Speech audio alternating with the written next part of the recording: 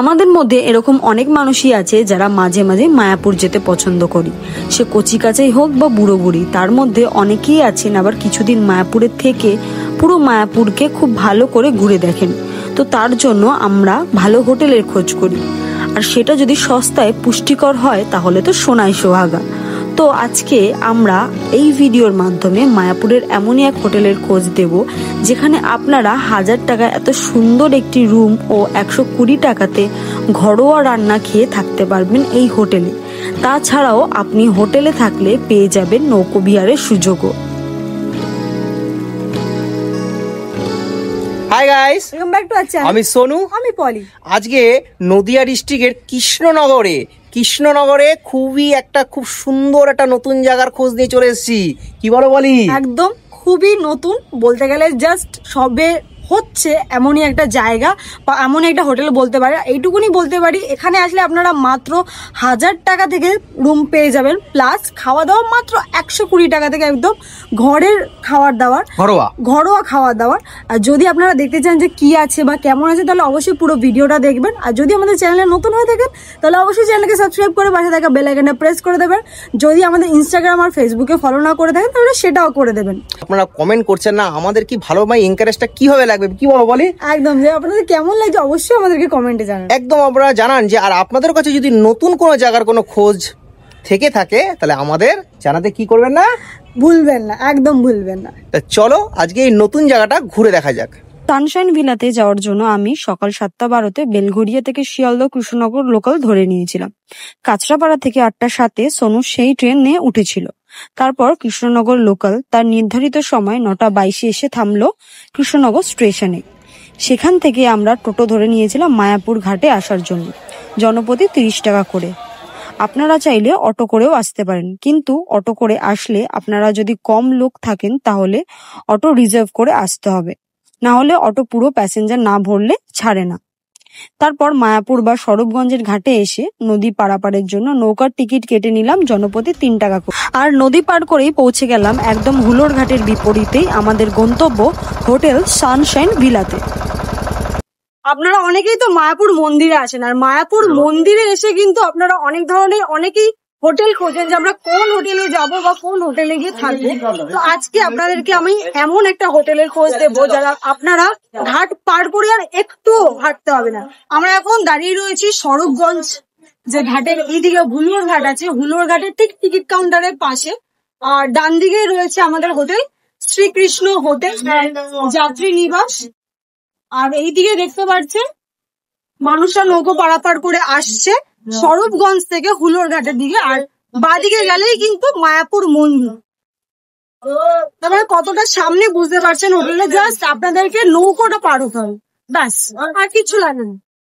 নৌকোটা পার হয়ে আপনাদের হোটেল। এদিকে দেখতে পাচ্ছেন ঘাট, মানুষরা আসছে, এখান থেকেই যাবে মায়াপুরের দিকে।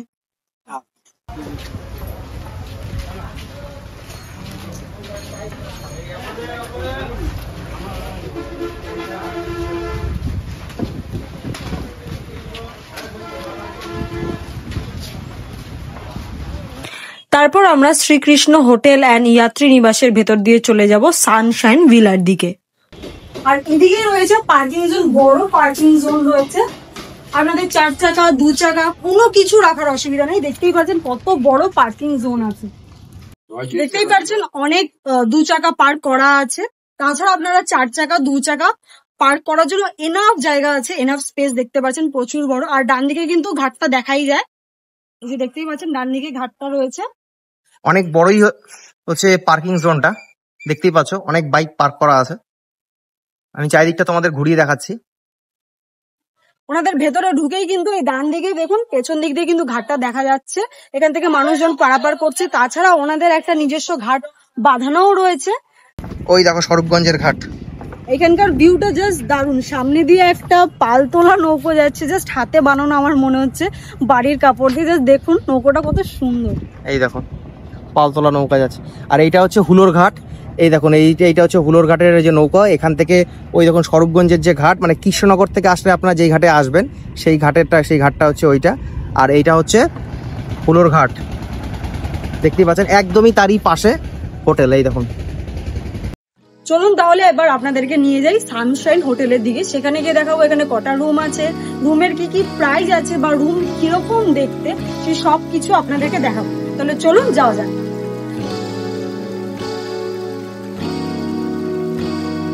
নমস্কার ম্যাডাম, নমস্কার। মায়াপুর সানশাইন ভিলাতে আপনাকে স্বাগত। আসুন।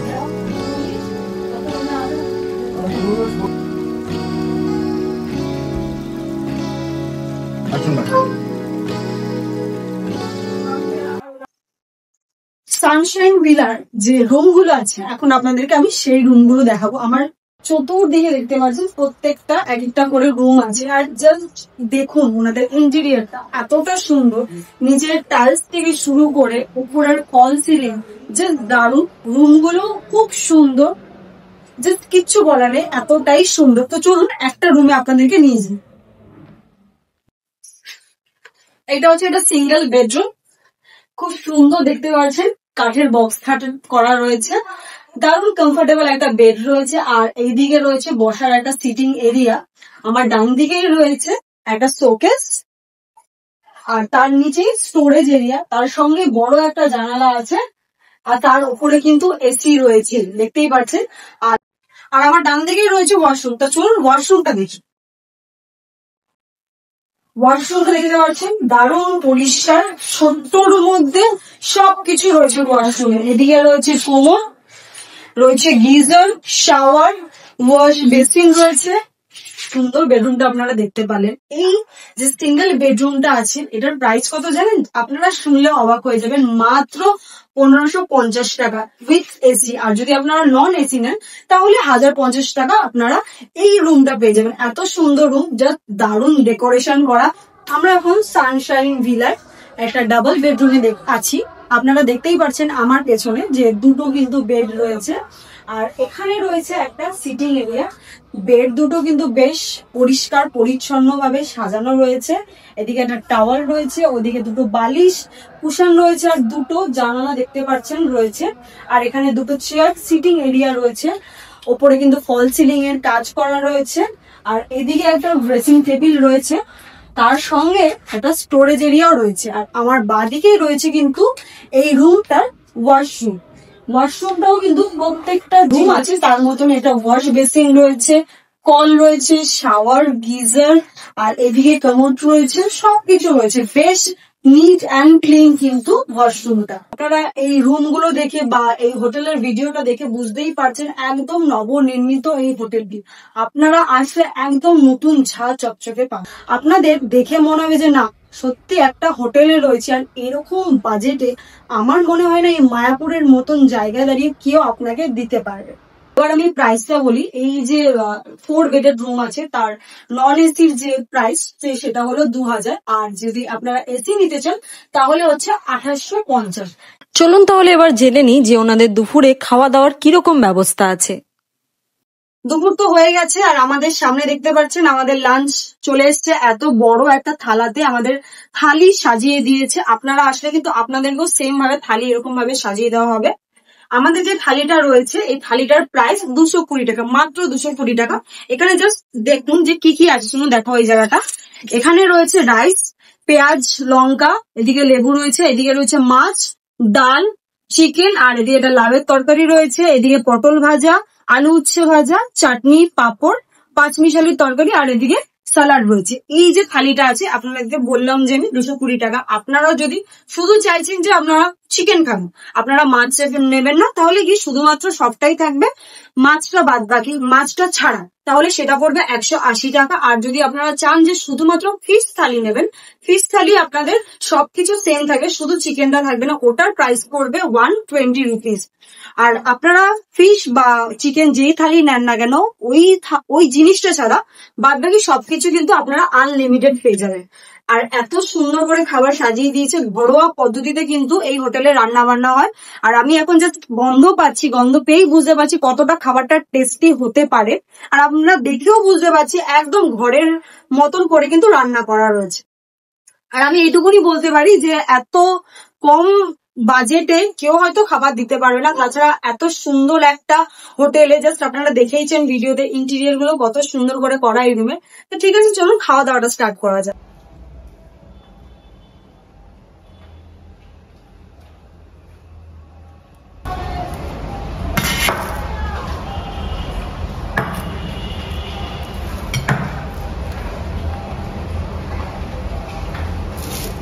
প্রথমে আমি ভাজাটা দিয়েই শুরু করছি।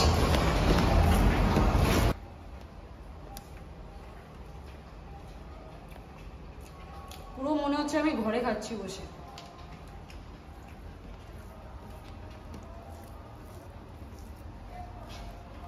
লাঞ্চ সেরে আমরা চলে গেলাম সানশাইন ভিলার ছাদের উপরে।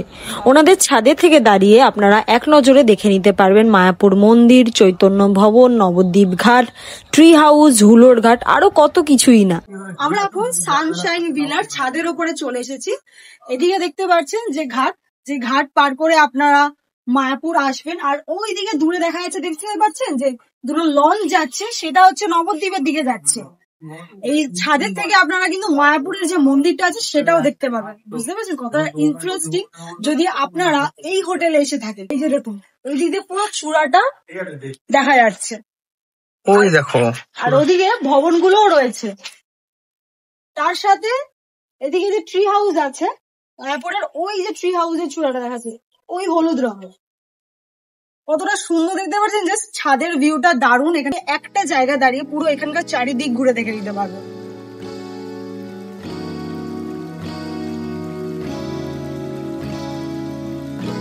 ওখান থেকে আমরা চলে গেলাম মায়াপুরের মন্দিরে। মায়াপুরের এত কাছে এসে মন্দিরে যাব না তা কখনো হয়? এখন কিন্তু কোনো অনুষ্ঠানও ছিল না, তাও কৃষ্ণ ভক্তরা কোনো অনুষ্ঠান ছাড়াই কিন্তু তার কাছে ফিরে ফিরে আসে। হরে কৃষ্ণ।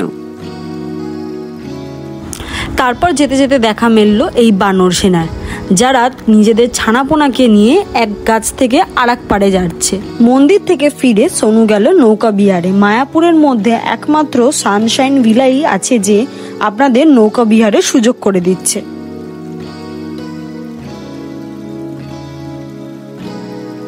দেখতেই পাচ্ছ ডিঙি নৌকায় দাঁড়িয়ে আছি, এই পিছনে দাদা।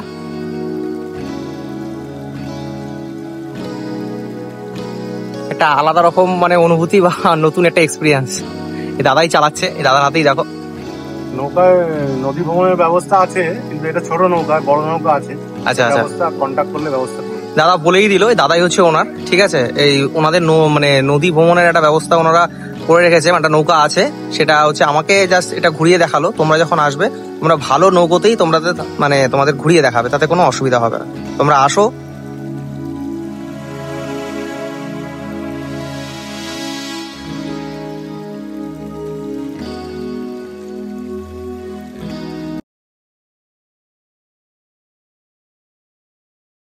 আমরা এখন সানশাইন ভিলার যে ওনার আছে সুখদেব বাবু, তার সাথে কথা বলবো। নমস্কার স্যার। আচ্ছা, যদি আপনাদের এই হোটেলে আসে তাহলে কিভাবে আসবে মানুষ? বাই কার বা ধরুন ট্রেনে করে কেউ আসছে, সে কিভাবে আসবে? ধরুন কেউ কলকাতা থেকে আসে, আচ্ছা, ট্রেনে যদি আসে শিয়ালদা টু কৃষ্ণনগর, আচ্ছা, কৃষ্ণনগর থেকে অটো করতে হবে। অটো করে হচ্ছে স্বরূপগঞ্জ ঘাট বা মায়াপুর ঘাট। মায়াপুর ঘাট বললে ভালো হয়, একদম মায়াপুর ঘাটে নামবে। নৌকা পার হলে আমার এই আচ্ছা।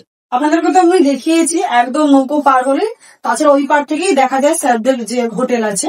স্যার ধরুন কেউ গাড়ি করে আসছে, মানে 4 চাকা করে কলকাতা থেকে বা হাওড়া থেকে, তাহলে সে আপনাদের হোটেলে কিভাবে আসবে? ওই ইজি রাস্তা আছে। কলকাতা থেকে আপনার কৃষ্ণনগর রোডটা ধরতে হবে। কৃষ্ণনগরে এসে কৃষ্ণনগর থেকে চৌগাছার মোড় বা মায়াপুর মোড়, একটাই রাস্তা আছে, এটা মায়াপুর আসে। আপনাদের এখানে রুম কটা আছে? রুম আমার টোটাল এটা 4 তলার বিল্ডিং আছে, 19টা রুম আছে। এখন আপাতত 9টা রুম আমি রেডি করতে পেরেছি, ফার্স্ট ফ্লোর আর সেকেন্ড ফ্লোর। আচ্ছা, তাহলে রুমের প্রাইস কি আছে, মানে স্টার্টিং কত থেকে হচ্ছে? স্টার্টিং 1050 থেকে স্টার্ট আছে, ওটা আপনার 3000 অব্দি আছে। আচ্ছা, আর এখানে খাওয়া দাওয়ার কি সব কি আলাদা নাকি কোনো আপনাদের থালি সিস্টেম বা সব প্যাকেজে কিছু আছে? থালি সিস্টেম আছে, শুধু থালি সিস্টেম, যেটা নেবে কেউ সবাই আলাদাই নেবে। আর চেক ইন চেক আউট কখন? চেক ইন চেক আউট হচ্ছে আপনার সকাল 9টায় হচ্ছে চেক আউট, চেক ইনটাও 9টার পর। সকালবেলা 9টা কেউ আসে, পরের দিন চেক আউট। এটা হচ্ছে আনম্যারিড কাপল আসতে যা, তাহলে তারা আসতে পারবে? হ্যাঁ, আসতে পারবে। আচ্ছা, ডকুমেন্টসটা মেল লাগবে। তারপরে আনম্যারিড যে কাপল আছে তারাও কিন্তু আসতে পারবে, শুধুমাত্র ভ্যালিড ডকুমেন্টস লাগবে। তাহলে শুনেই নিলেন যে আপনারা কিভাবে আসবেন বা রুমের প্রাইস কত, সবকিছু ডিটেলস সবকিছু আমরা ডেসক্রিপশন বক্সে দিয়ে দেবো। আপনারা যোগাযোগ করে কিন্তু এই হোটেলে আসতে পারেন। সন্ধে হতে না হতেই আমরা চায়ে চুমুক দিয়ে বেরিয়ে পড়লাম আমাদের গন্তব্যের দিকে।